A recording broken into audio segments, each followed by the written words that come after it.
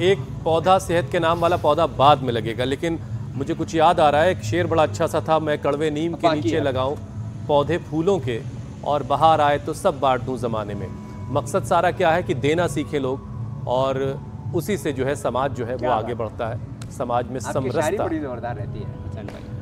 अच्छा स्वामी जी, देखिए हाइपरटेंशन से हड्डियों पर भी खतरा बढ़ जाता है, तो हड्डियां वक्त से पहले कमज़ोर ना हो, ऑस्टियोपोरोसिस की दिक्कत ना हो, और ये भी ज़रा समझाइए कि ये हाइपरटेंशन का हड्डियों की ताकत से, हड्डियों की शक्ति से क्या कनेक्शन है, फिर बचाना भी बताइए। सारे शरीर को जो करीब हमारा 1,00,000 किलोमीटर लंबा सर्कुलेटरी सिस्टम है, उससे ऑक्सीजन मिलता है। ऑक्सीजन पूरा नहीं मिला, ब्लड सर्कुलेशन पूरा नहीं हुआ, तो हमारे cell, genes, chromosomes, RNA, DNA, protein phosphorylation, एक एक शरीर का के अंग का, प्रत्यंग का, एक एक शरीर के जीन्स, क्रोमोसोम्स का जो शरीर के सूक्ष्मतम घटक है हमारे आरएनए, डीएनए, प्रोटीन फास्फोराइलेशन, और उसका एक एक सेल का ऑटोफेजी, माइटोफेजी, पूरे शरीर की अंतःक्रिया, एक एक सेल का आत्मानुशासन से लेकर के आत्मनिर्माण से लेकर के आत्मनिर्वाण तक का जो पूरा प्रवाह है, ये ऑक्सीजन से चलता है। ये जीवनीय तत्व है। तो यदि ऑक्सीजन पूरा नहीं मिलेगा, ब्लड सर्कुलेशन ऊंचा नीचा होगा, जब बीपी ऊंचा नीचा होता है तो ब्लड सर्कुलेशन ऊंचा नीचा होता है, उससे हड्डियां गड़बड़ होती हैं, उससे लिवर, किडनी के, उससे पेनक्रियाज के, हार्ट के, ब्रेन के, नर्वस सिस्टम के अंदर प्रॉब्लम आती है। इसलिए एक बीपी गड़बड़ होने से बीमारियों का पूरा कुटुंब, कुणबा, खानदान, उसे हम घिर जाते हैं। अच्छा, मैंने स्वामी जी कई बार कुछ लोगों से, रोग रूपी शत्रुओं से बचो। कुछ ऐसे लोग भी मैंने देखे कि उनका बीपी उनकी आंख का दुश्मन बन जाता है। कई बार लोगों के आंखों का टेंशन बहुत हाई रहता है, कई बार आई बॉल बाहर की तरफ आ जाता है, कई लोगों के आंखों में लाल लाल धब्बे से बन जाते हैं। तो ये आंखों के लिए स्वामी जी हाइपरटेंशन कैसे और कितना नुकसानदायक है, और इससे आंखों को कैसे बचाएं? एक तो नंगे पांव घास पर चला करें। हाँ, तो ये नंगे पांव, ये जो घास है ना, इस पर चलो भाई विदेह देव जी, नंगे पांव घास पर चलो।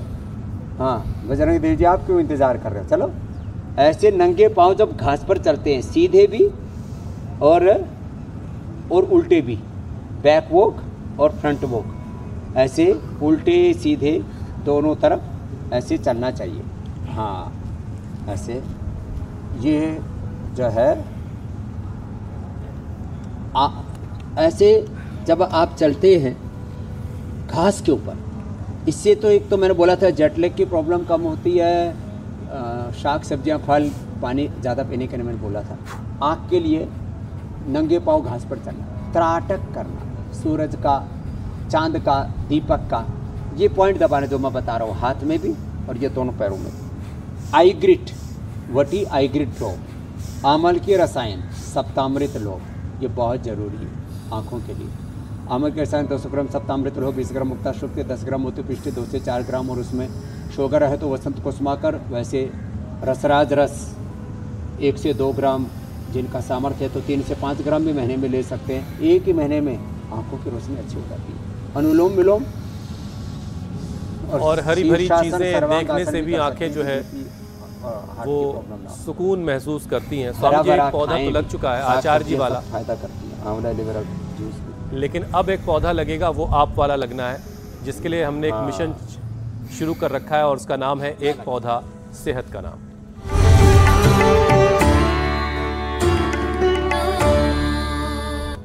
तो स्वामी जी, अब आप कौन सा पौधा लगाने जा रहे हैं और उसकी खूबियां?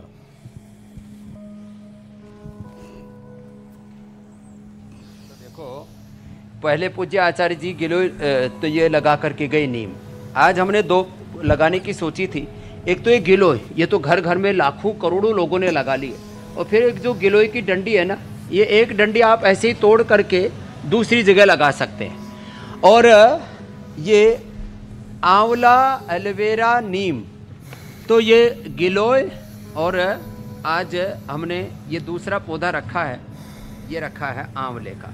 तो आंवला जो है इसको ज़रूर लगाएं।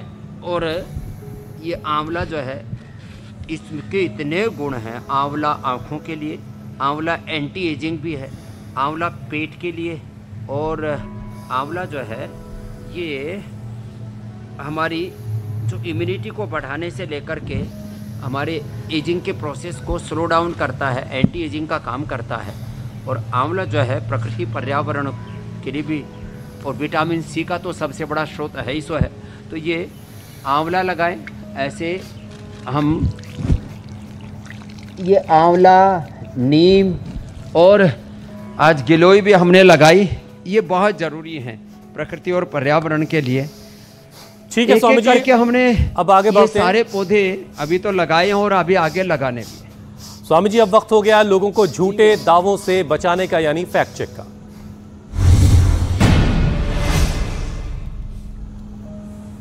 स्वामी जी सोशल मीडिया पर दावा किया जा रहा है कि टमाटर के बीज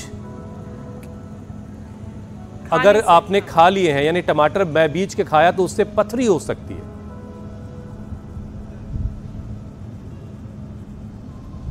ये दावा आंशिक रूप से सत्य है।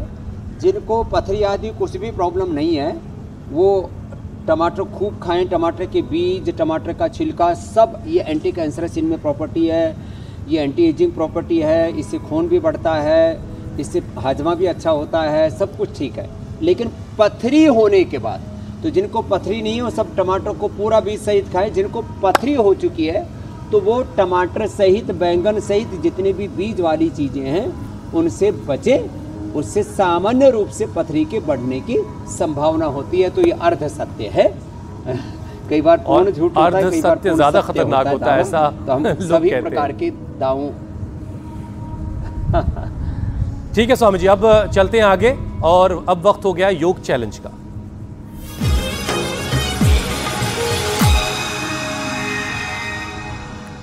स्वामी जी जो आपने चैलेंज दिया ना, उसे बहुत सारे लोगों ने एक्सेप्ट किया, बहुत सारे वीडियोस हम तक आए और एक बड़ी चुनौती स्वामी जी हमारे सामने ये होती है कि इनमें से कैसे छांटा जाए। लेकिन फिर भी हम कोशिश करते हैं रोजाना कुछ अच्छे वीडियोस आपको पहले देखिए जो देश भर से आए, फिर आपकी मुलाकात जो विजेता है उनसे करवाएंगे। हर एक राज्य से, हर एक शहर से, हर उम्र के लोगों ने स्वामी जी पार्टिसिपेट किया है और अब आपकी मुलाकात विजेता से करवाते हैं। स्वामी जी गोपेश हैं, हिसार हरियाणा के, सिर्फ 18 साल इनकी उम्र है। क्या बात? चलो भाई, सिर्फ 8 बरस, माफ कीजिएगा, सिर्फ 8 साल, 8 साल की उम्र है। बहुत बहुत बधाई है स्वामी जी। ऐसा लग रहा है गोपेश की भी कमर में हड्डी नहीं, रबर है। कल का चैलेंज भी हम साथ साथ दे देते हैं। चलो जो है तुम टिट्टी भाषण करो और करो दोनों करो।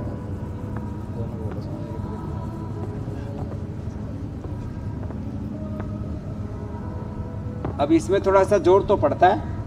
हाथ कंधों के ऊपर ऐसे रख करके, हाथों के ऊपर पैर और ऐसे ऊपर सीधा तान देते हैं। तो ये कल का चैलेंज है हमारा और मुझे विश्वास है ऐसे ही पूरा योग का वातावरण बना हुआ है और इसको भी लोग जरूर स्वीकार करेंगे। बहुत बहुत धन्यवाद, बहुत बहुत प्रणाम। चैलेंज अगर आपको एक्सेप्ट है तो अपने वीडियोस बनाएं, हम तक पहुंचाएं। जो बेस्ट परफॉर्मर होगा स्वामी जी की तरफ से उसे इनाम भी दिया जाएगा। स्वामी जी एक बार फिर से जड़ी बूटी दिवस की बहुत सारी शुभकामनाओं के साथ आपसे इजाजत लेते हैं। बहुत बहुत शुक्रिया।